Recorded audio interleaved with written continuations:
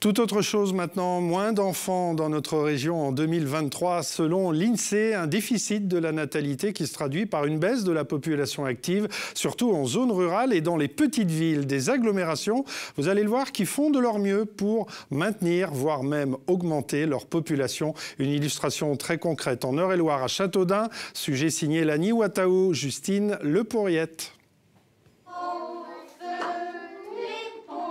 Des comptines, des jeux de motricité, ici on cultive le bien-être et l'éveil des sens. Cette crèche publique de Châteaudun est la plus grande d'Eure-et-Loire avec 63 places. On a la chance d'avoir une ville assez attractive par ses entreprises qui gravitent autour de Châteaudun. Le centre hospitalier également, le centre de détention, les écoles, les lycées qui nous amènent beaucoup de familles.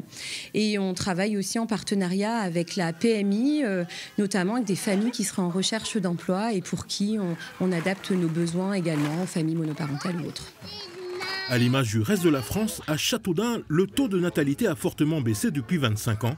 Mais le centre Val-de-Loire reste la plus féconde des 13 régions hexagonales. La moyenne nationale est à 1,64 enfants par femme contre 1,75 en région centre. Et c'est un peu au prix de mesures incitatives.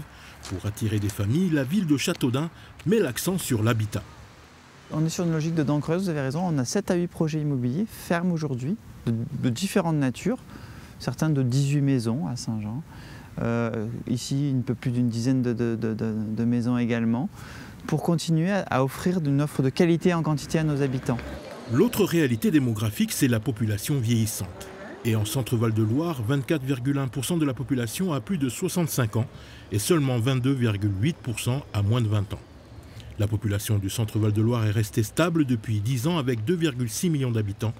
Mais ce chiffre masque la réalité du solde naturel. Il y a eu plus de décès que de naissances pendant cette période. Une différence compensée par l'arrivée des populations étrangères.